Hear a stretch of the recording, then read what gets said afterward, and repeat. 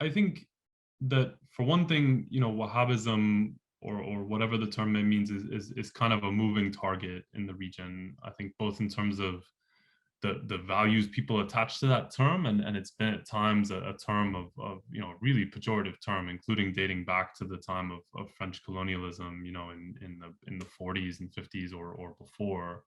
And then also in terms of what this phenomenon is, whether we call it Wahhabism or Salafism or something like that, I think it has been again a moving target, and what practices and attitudes looked like in the 80s were different from the 90s, different from they are in the 21st century. I think in some quarters there has been a kind of softening of attitudes on the Wahhabi side toward Sufis, or at least a kind of pragmatism sometimes, and some of the worst, or not worst, but some of the most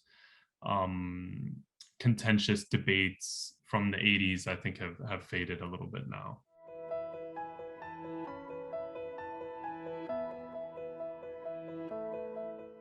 There's no question that Saudi Arabia has vastly more resources materially than the countries of the Sahel. I mean, a lot of the countries in the Sahel, particularly Mali, Niger, Burkina Faso, Chad, these are often literally the poorest countries in the world and at the bottom of the Human Development Index, year after year.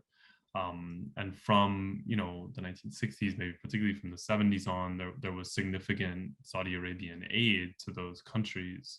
King Faisal of Saudi Arabia toured several of the Sahelian countries in 1972, and there, in Nouakchott, in the capital of Mauritania, you can see, the Saudi mosque, right, is the, basically the central mosque of the city. So there's no question that there's been substantial Saudi influence on the Sahel. But then, as the question indicates, and as I've mentioned in some of my writings for the chapter and elsewhere, as you said, there has been influence going the other way as well. I think the easiest place to see that is with Mauritania. So you have Mohammed Al-Amin al-Shanqiti, who was, I believe, the only non-Saudi to serve on the Council of Senior Scholars in Saudi Arabia. He wrote an extremely influential tafsir, exegesis of the Quran that's widely used in Salafi circles around the world. And there have been other, key figures who have made careers in Saudi Arabia. Shafi Ahmed's book about West African ulama in Saudi Arabia is in Mecca and Medina particularly is a really good resource for this. And I think there is still a certain or a significant amount of prestige and cachet that attaches to Mauritania, to Saharan learning more broadly. The amount of content that some Mauritanian and Malian sheikhs and others have memorized, I think, really impresses audiences in the Gulf.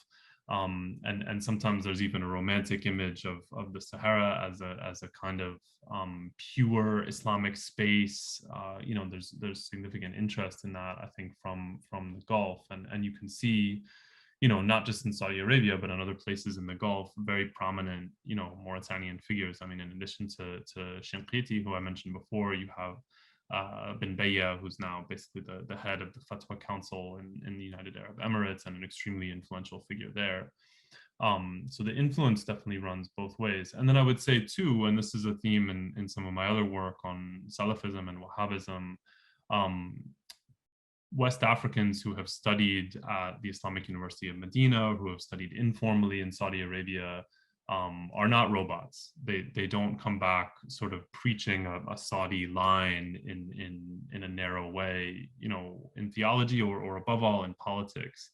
And some figures who have spent a lot of time in Saudi Arabia, that doesn't necessarily mean that they come back and they act as quietists, or that they support whoever the authorities in power are. As I mentioned in the previous answer, it doesn't even necessarily mean that they're anti-Sufi. So you have Mahmoud Diko, very prominent and controversial imam in Mali, the leading figure, one could say, of Salafism in Mali, but on the other hand has forged a number of pragmatic alliances, particularly with the most prominent Sufi sheikh in the country. So the influence goes in both ways, and then also, just because of the shared outlook of Salafism, it doesn't mean that people have the same politics, or that Saudi Arabia can kind of dictate the postures even of people who have studied within Saudi Arabia's borders.